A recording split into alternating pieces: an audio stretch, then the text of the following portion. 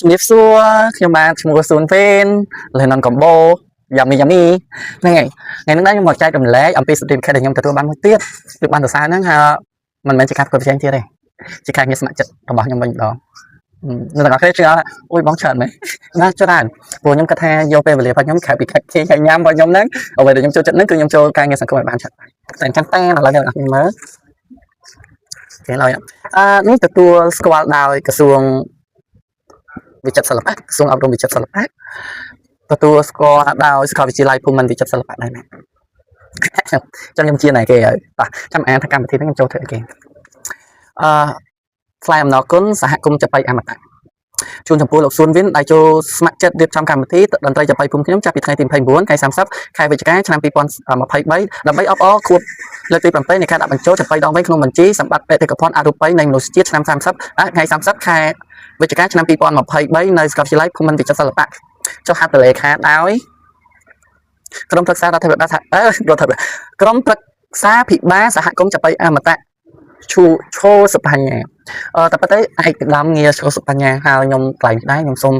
អរគុណនឹងក្រុមនឹករលឹកឲ្យកោតសរសើរខ្លាំងបំផុតដល់បងប្រុសឈោសុបញ្ញាព្រោះគាត់ប្រាប់ថាយើងជាសមាគមចាប៉ីអមតៈជាគ្រួសារនៃចាប៉ីយើងកុំប្រើពាក្យអីញ៉ៃច្រើនទេមួយគាត់យើងឃើញគាត់យើងហៅបងប្រុសឈោសុបញ្ញាទៅនឹងជាអរគុណខ្លាំងមែនទែនសម្រាប់ការផ្ដល់កម្លាំងចិត្តមួយហើយទី2បងប្រុសគាត់ជួយស្រឡាញ់ហើយបើបាននៅចិត្តគាត់គឺមានអារម្មណ៍ថាគាត់ក្តៅមានអារម្មណ៍ថាអូនៅចិត្តអ្នកធំទៅយើងមានអារម្មណ៍ប្លែកអត់ទេនៅចិត្តមួយគាត់មានអារម្មណ៍ថា self space ហើយគាត់ក្តៅទៀតអាហ្នឹងសម្រាប់ខ្ញុំណាហើយមួយទៀតឡើងគួយស្រឡាញ់មែនតើកូនប្រុសគាត់ចេះលេងចាប៉ីដងវែងទៀតអូយតែខ្ញុំមិនទាន់ចេះចាប៉ីទេគ្រាន់តែខ្ញុំចេះអានថាចេះអានចាប៉ីចេះច្រៀងចាប៉ីតិចតិចប៉ុន្តែអត់ចេះលេងចាប៉ីទេតែកូនគាត់ចេះច្រៀងហើយចេះលេងដូចទាំងពីរនាក់ផងហើយកូនគួយស្រឡាញ់មែនតើហើយជាធនធានមួយដល់គំរូអូខ្ញុំគួយស្រឡាញ់ឲ្យកោតសរសើរបងប្រុសមែនតើហ្នឹងហើយហើយខ្ញុំប្រាប់អ្នកទាំងអស់គ្នាថាតើខ្ញុំបានសិក្សាអ្វីខ្លះចំពោះការងារស្ម័គ្រចិត្តមួយហ្នឹងមានអ្វីដែលខ្ញុំការសិក្សាទី1ការសាមគ្គីក្រុមមានថាមិនថាក្រុមផុសភៀមិនថាក្រុមជំនួយការឆាក្រុមពិធីករក្រុមលើកអីវិញក្រុមអីផ្សេងៗគឺសហការគ្នាហើយសហការខ្លាំងបំផុតគឺពេលញ៉ាំគឺអូយអរគុណលោកគ្រូមែនតើហើយអរគុណបងប្រុសសុបញ្ញាមែនតើលោកតែងតែមកសួរលោកគ្រូសារហាត់ហើយបងក្រុមការងារធំនៅក្នុងហ្នឹងថាក្មេងៗចូលរួមហ្នឹងញ៉ាំបាយបានទៅញ៉ាំបាយបានគ្រប់គ្រាន់ហើយញ៉ាំឆ្អែតអត់បាទហ្នឹងគឺការ take care ខ្ញុំខ្លាំងបំផុតខ្ញុំស្រឡាញ់មែនស្រឡាញ់ខ្លាំងណាស់ហ្នឹងមួយទី2ការសាមគ្គីគ្នាការយកចូលខាងការយកចិត្តទុកដាក់គ្នាហ្នឹងទី1ទី2ការបង្រៀនការងារគ្នាមានការបង្រៀនខ្ញុំពិធីករ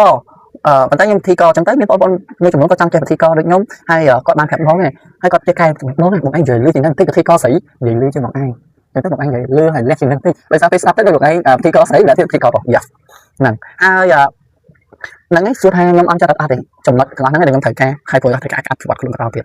តចំណុចទី3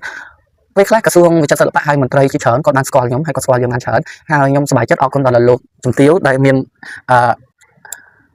កិត្តិយសចូលរួមនៅក្នុងកម្មវិធីនៅចាប៉ីតន្ត្រីភូមិខ្ញុំហ្នឹងនៅឆ្នាំ2023ហ្នឹងដែលជំរុញមកឲ្យលោកជំទាវភឿនសក្ខណាហើយគាត់បានខមមិនប្រាប់ពួកខ្ញុំថាការណាគោរពទង់ជាតិនៃព្រះរាជាណាចក្រកម្ពុជាទោះតែយើងថាភ្លេងជាតិក៏ដោយយើងត្រូវថាគោរពទង់ជាតិនៃព្រះរាជាណាចក្រកម្ពុជាគោរពហ្នឹងទូយើងចាក់ភ្លេងក៏ដោយបើថាយើងសម័យថាប្រទេសជាតិយើងនៅខាងមុខយើងហើយយើងសម្លឹងមើលទៅប្រទេសជាតិយើងហើយការគ្រប់គ្រងជាតិមានពីរប្រភេទទី1អ្នកទាំងអស់គ្នាក្លាស់ដៃបង្ហាញថាភាពអង់អាចក្លាហានតស៊ូស្វាគីសាមគ្គីរឹងមាំក្នុងការពារមរណភាពទឹកដីហ្នឹងមួយទី2អ្នកទាំងអស់គ្នាឃើញលើកដៃហើយទៅត្រង់ដាក់ដៃចុះត្រង់ហ្នឹងគាត់ថាខ្ញុំគួយដាក់ដៃត្រង់អញ្ចឹងមានថាយើងទទួលយកប្រទេសយើងដែលមានសន្តិភាពប្រទេសយើងជាប្រទេសមួយដែលមានភាពគុណធម៌គុណតម្លៃនិងគឺជាប្រទេសមួយដែលប្រកបដោយសិលធម៌បញ្ញធម៌និងគ្រប់សិទ្ធិមនុស្សពេញលេញហើយយើងលើកដៃអញ្ចឹងមានថាយើងទទួលបានសន្តិភាពយើងអញ្ចឹងហើយដាក់នឹងពីការរៀបបានទី3គឺខ្ញុំសប្បាយចិត្តមែនតើនៅក្នុងនាមជាពិធីករចាប៉ីខ្ញុំបានឱកាសទៅបាន top spot ឲ្យកម្មវិធីមិនជាចាប៉ីគេស្គាល់ខ្ញុំហើយគេបានអញ្ជើញខ្ញុំជាធ្វើពិធីករផ្សេងៗទៀតប៉ុន្តែនៅក្នុងបែបអប់រំហ្នឹងហើយឥឡូវចែករំលែកពីពិធីករចាប៉ីទី1អ្នកទាំងអស់គ្នាត្រូវដឹងថាគោលបំណងចាប៉ីហ្នឹង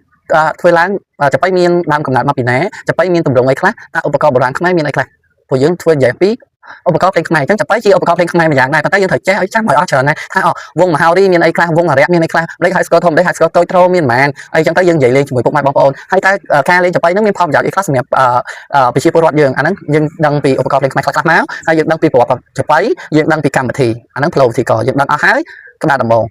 អូខេចូលតួបន្តិចណាឧទាហរណ៍ថាមានជាកិច្ចបឋមខ្ញុំបាទឈ្មោះសួនវិនតំណាងឲ្យអ្នករៀបចំកម្មវិធីនៃកម្មវិធីចាប៉ីដងវែងនៃព្រឹត្តិការណ៍លើកទី73នៃខួបចាប៉ីដងវែងដែលបានដាក់បញ្ចូលក្នុងបញ្ជីសម្បត្តិបេតិកភណ្ឌ វប្បធម៌អនុប្រវេណនៃមនុស្សជាតិនៃអង្គការ UNESCO សូមគោរពគេថាតបហ្នឹងយើងហាំក្លោខ្ញុំបាទពិតជាមានកិត្តិយសខ្លាំងមែនទែនដែលបានតំណាងឲ្យអង្គកម្មវិធីនិងជាអ្នកកាន់កម្មវិធីនៅក្នុងថ្ងៃនេះជាបឋមខ្ញុំបាទសូមធ្វើការខន្តីអភ័យទោសជាមុនសម្រាប់ការឧទ្ទិសនាមឬកម្មវិធីមានការរអួលនៅក្នុងចំណុចណាមួយនៃការចាប់ផ្ដើមកម្មវិធីពីដើមរហូតដល់ចប់គេតែដៃមកប្រកជាដកហៅប៉ុន្តែគេសម្លេងធំយ៉ាងហ្នឹងពួកយើងធ្វើវិធីខំមានមីក្រូ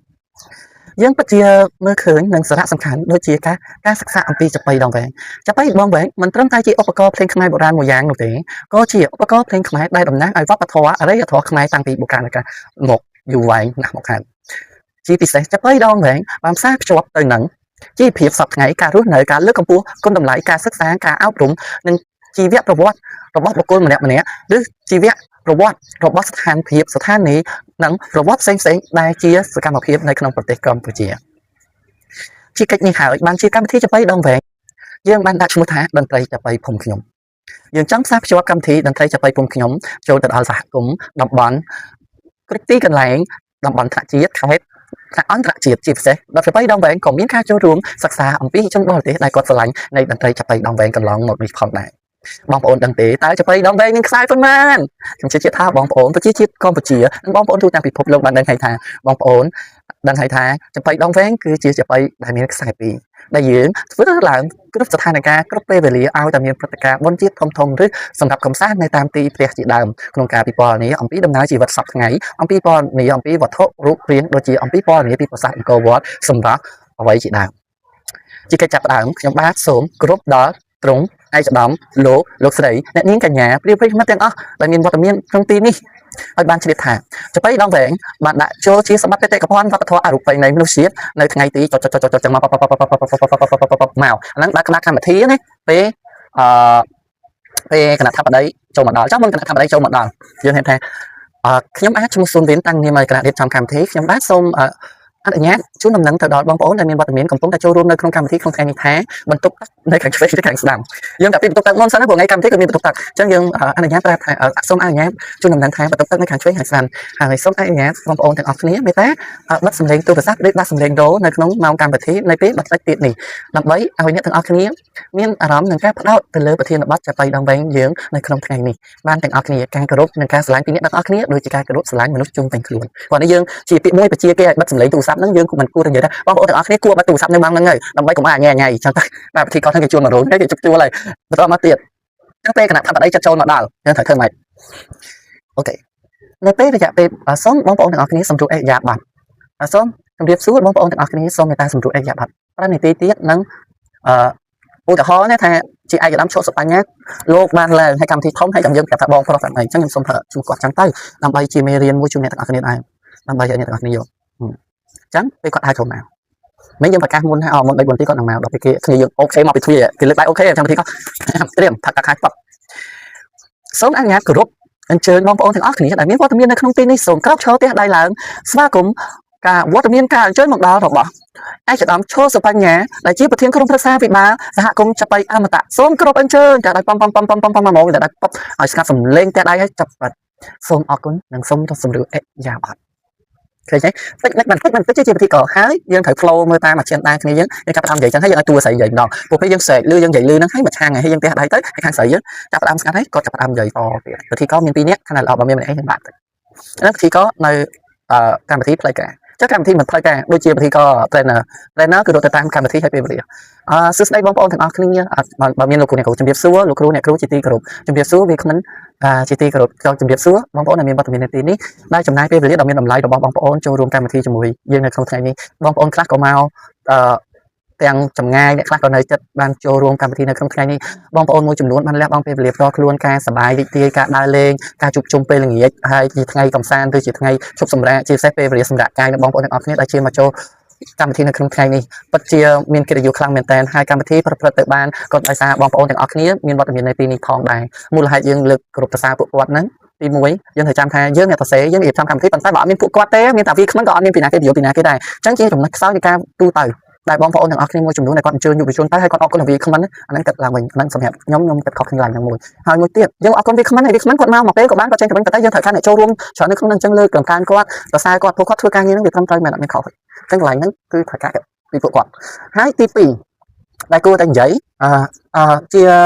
ទី2ហ្នឹងយើងគួរយកចិត្តទុកដាក់លើអ្នកចូលរួមទី2ហ្នឹងគួរប្រាប់គាត់ឲ្យហើយអ្នកខ្លះគាត់មានវ័យចំណាស់គាត់អ្នកខ្លះវ័យក្មេងអ្នកខ្លះវ័យកណ្ដាលអ្នកខ្លះស្មើយើងតែពាក្យដែលគួរសមគឺបងហើយប្អូនជានេះទៅទៀតនោះបើអង្គវេទិកាទាំងមូលឬជាកិច្ចប្រជុំទាំងអស់គ្នាមេតាខ្ញុំសូមអនុញ្ញាតប្រើពាក្យថាបងប្អូនជំនួសឲ្យពាក្យផ្សេងទៀតដើម្បីបង្កើតភាពស្និទ្ធស្នាលនិងដើម្បីភាពងាយស្រួលហើយចំពោះការឲ្យឈ្មោះនិងឧទ្ទិសនាមឬហើយទូនាទីខុសមួយណាមួយសូមបងប្អូនខន្តីអភ័យទោសនៅក្នុងដំណើរការនេះផងហើយយើងសូមបញ្ជាក់បងប្អូនថាក្នុងអាចិនអានថ្ងៃនេះយើងបានជម្រាបជូនបងប្អូនរួចមកហើយប៉ុន្តែយើងសូមរក្សាសិទ្ធិក្នុងការកែប្រែឬគម្រោងណាមួយឬពេលវេលាណាមួយទៅតាមការចាំបាច់